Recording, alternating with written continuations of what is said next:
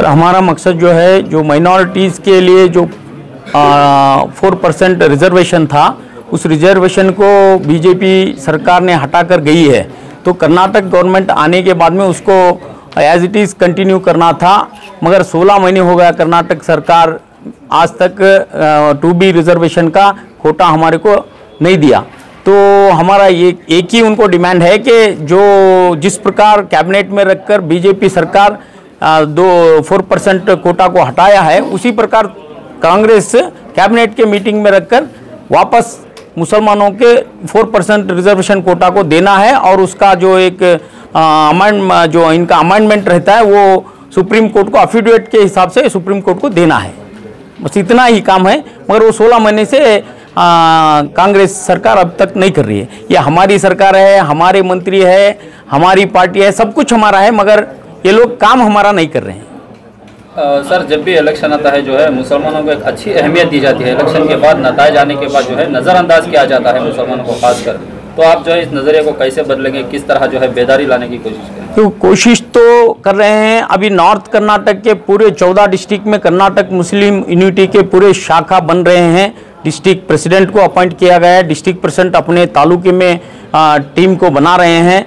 हम लोगों को जोड़ने का और अवेयरनेस करने का प्रोग्राम कर रहे हैं। हर डिस्ट्रिक्ट में हम जाकर वहाँ के मीडिया वालों को बुला के ये अवेयरनेस करने का एक काम कर रहे हैं। जो भी मुस्लिम के प्रॉब्लम्स हैं, ये अवेयरनेस के हिसाब से ही करना है। तो नॉर्थ अभी साउथ में हमारा अभी ऑर्गेनाइजेशन करना है, काम चल रहा है यहाँ पे भी। तो टोटली कर्नाटक के पूरे जिलों में इसकी शाखाएं बनने के बाद में ही हम रोड पे उतरेंगे, ऐसा एक सजेशन हमारे पूरे बड़े दिए हैं। तो इसके हिसाब से हम लोग अभी काम कर रहे हैं। पहला अवेयरनेस ला के लोगों में, पार्टी तो अभी चुनाव आने के टाइम में चुनाव में आते हैं, उलमाए आते हैं, लीडर्स आते हैं, सब कुछ आके एक अपना काम कर लेके चले जाते हैं। उसके बाद में हमारा काम रुक जाता है। वजह क्या है सर, कहाँ कमी हो रही है? कमी तो लीडरों में कमी है, हमारे लीडर कमजोर हैं, जो आवाज़ उठानी होनी है असेंबली में वहाँ पर खामोश रह रहे हैं। बिल्कुल खामोश हैं। अगर 16 महीने से हमारे जितने भी MLAs हैं, MLCs हैं, वो आज तक आवाज़ नहीं उठा रहे। बुलंद आवाज़ अगर हो गई तो हमारे काम बहुत आसान से होते हैं। हम जो मसले उठाए हैं ये समाज के मसले हैं, समाज के मुद्दे हैं, और हमारे आने वाले पीढ़ी के मुद्दे हैं। हमें यहाँ जितने भी लोग बैठे हैं, हमें किसी को 2B की ज़रूरत नहीं है, मगर आने वाले बच्चों के लिए है। बच्चे का अगर सवाल करेंगे तो हम जवाब क्या देंगे कल आने वाले दिनों में?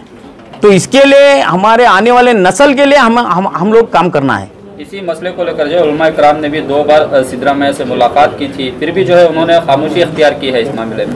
तो मकसद यह है कि उलमा जाके सिर्फ लेटर देने से काम नहीं होता, तो उनको बार बार क्या है नहीं उनके ऊपर दबाव लाना पड़ता है। जैसे अब गैर कौम में हम देखते हैं स्वामी जी अलग अलग तरीके से लोगों को जोड़ते हैं, आवाज़ उठाते हैं।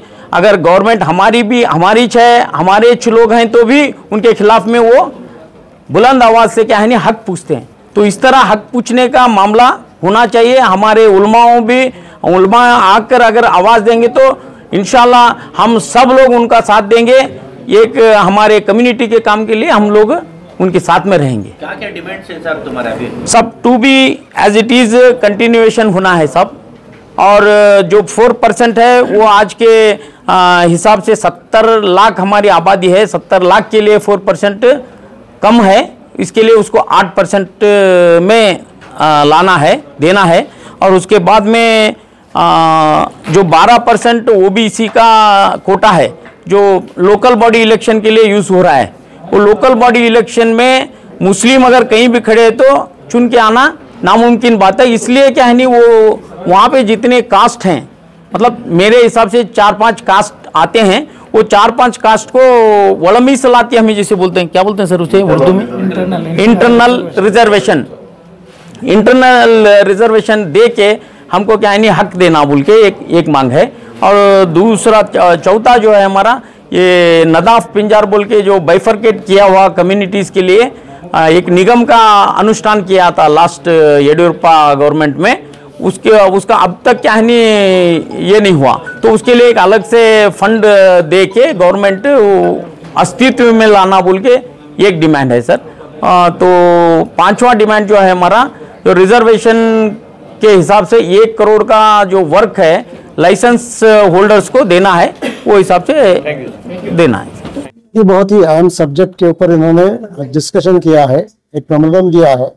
कर्नाटका में जो 2B का और OBC के रिजर्वेशंस हैं उसके ताल्लुक से इन लोगों ने यहाँ पे एक प्रोग्राम ऑर्गेनाइज करके इस पे डिस्कस किया है, एक मेमोरेंडम पेश किया है।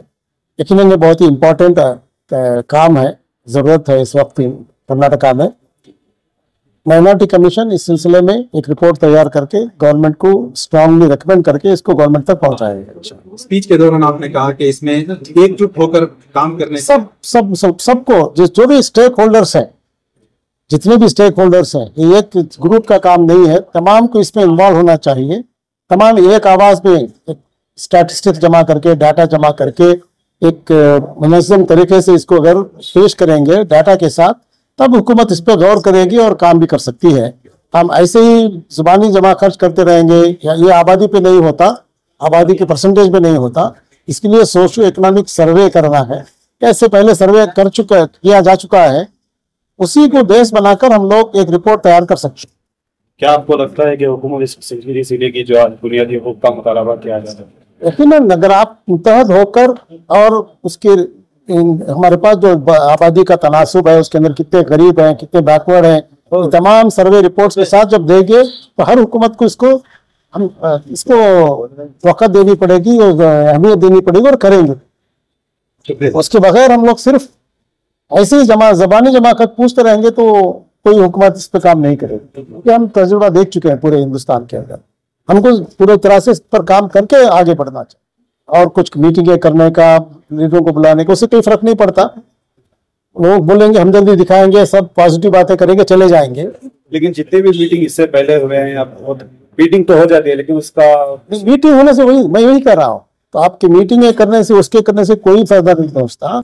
आपको कमीशन जो इससे पहले जो सर्वे करके गवर्नमेंट को रिकमेंडेशन करे हैं, उसमें हमारी आबादी के बैकवर्डनेस का तनासुब क्या है, तमाम एक्सपर्ट्स के के बात करें तो पता चलेगा। इसलिए मैंने कहा कि आपके जो इससे पहले के जो एक्सपर्ट्स हैं जिन्होंने इस पे काम किया है, बैकवर्ड क्लास कमीशन के में जो रिपोर्ट तैयार करके अब तक 2-3 कमीशन के रिपोर्ट्स हैं, उनको बनाने वालों को, भेजने वालों को, उनको बुला के डिस्कस करें और इसके वो नुकात बताएंगे किस बेसिस पे हम लोग इसको डिमांड कर सकते हैं। लेकिन अक्सर देखा गया है मुस्लिम कम्युनिटी क्यों पीछे रहती है अपने, क्योंकि हम लोग ऐसे ही काम करते हैं। मुस्बत जो काम करना है, पॉजिटिव जो काम करना है, उस पर हम काम नहीं कर रहे। अगर उस पर काम करेंगे तो खेल काम है। जी फरमाइए सर, केएम जो तंजीम है कब से कायम है, क्या खिदमत है इसके? अल्हम्दुलिल्लाह केएम कर्नाटक मुस्लिम मीडिया 3 साल से लगभग इसका खिदमत अंजाम लेकर आ रही है। आज कर्नाटक में जो है कांग्रेस सरकार है, हमारी सरकार है, हुकूमत हमारी है। आज गुलिस्ता सरकार ने जो 4% रिजर्वेशन के जो बारे में जो गलत फैसला दिया था, नहीं देना बोल के, आज हम चाह रहे हैं कि रिजर्वेशन 4% हमें वापस ज़्यादा मिले, फिर जो और ज़्यादा हमें रिजर्वेशन मिले, 2B मिसलाती जो हमें हक बराबर मिलना है वो मिले। आज के कर्नाटक के CM सिद्धरामैया साहब है, वो हमारे हैं। हम जो है DK शिवकुमार डिप्टी CM वो भी हमारे हैं। हमारे डिप्टी CM DK शिवकुमार साहब हमारे ब्रदर्स बोलते हैं।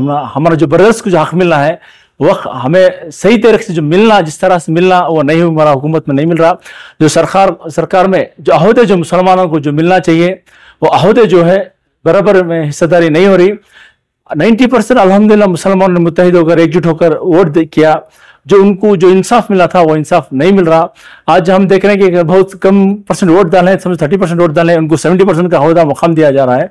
90% वोट डालकर जो है आज उनको जो अहदा जो मुकाम जो है सिर्फ 5 या 10% 60% मिल रहा है। हम चाह रहे हैं कि हमारी हुकूमत है, हमें हक पूरा हक बनता है कि हम लड़कर हमारी हुकूमत से ले।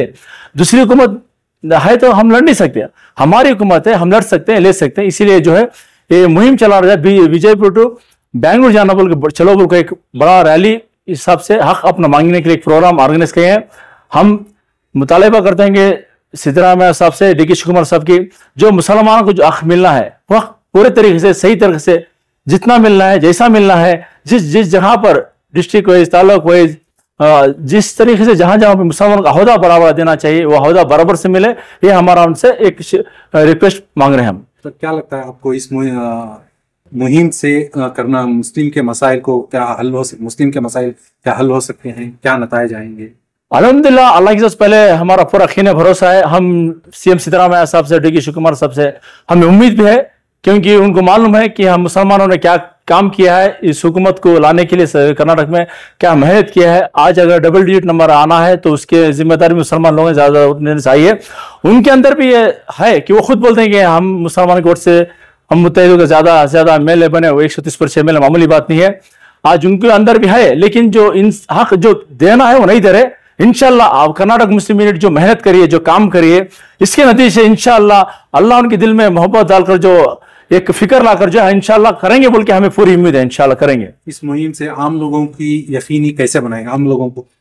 इंशाल्लाह आज जो है मैं कर्नाटक के पूरे मुसलमान अवाम से गुजारिश करता हूं कि एक मुसलमान कर्नाटक मुस्लिम यूनिट इस प्लेटफॉर्म में सब आकर जमा हुए, इसमें ज्वाइन हुए और इस मुहिम को जो कर्नाटक मुस्लिम यूनिट जो है इसे मजबूत करे, स्ट्रांग करे, क्योंकि ये मुहिम किसी अपने पर्सनल मफायद के लिए नहीं है। ये जो है कौम के जो तकालीफ, जो परेशानी है, जो हक मिलना है, उन हक के लिए लड़ रही है। इसलिए मैं चाहता हूं कि पूरे कर्नाटक जितने मुसलमान हैं सब जो है इस कर्नाटक मुस्लिम यूनिट को मजबूत करे, इसका साथ दे, इसके कामयाबी के लिए काम करे। सर, इस मुहिम के दौरान अमन और अमान को बरकरार रखने के लिए क्या इकदाम उठाए जाएंगे? अल्हम्दुलिल्लाह हमारे कर्नाटक में हिंदू मुस्लिम सिख ईसाई सब भाई भाई जैसे हैं। आज हर आदमी को मालूम है कि मुसलमानों के साथ नाइंसाफी है, वो लोग भी आज हमारा साथ दे रहे हैं। आप अच्छा काम कर रहे हैं, आपको जिस तरह से गैर बोल रहे हैं, हम हिंदू भाई बोल रहे हैं, जिस तरह तुम्हें इंसाफ मिल रहा था इस सरकार में वैसा नहीं मिल रहा, आप आवाज उठाओ, हम आप तुम्हारे साथ हैं बोल के वो भी हमारे साथ दे रहे हैं। क्योंकि मुसलमान जो है अमन शांति एकता सौहार्द भाईचारे को पर डिपेंड भरोसा करता है, उस सबको साथ लेकर हम वो लोग भी हमारा साथ खुले दिल से दे रहे हैं। हम सबका साथ लेकर जो है इस मुहिम कर्नाटक मुस्लिम यूनिट को मजबूत करेंगे इंशाल्लाह। नाम अमजद अहमद, कर्नाटक मुस्लिम यूनिट का सेक्रेटरी।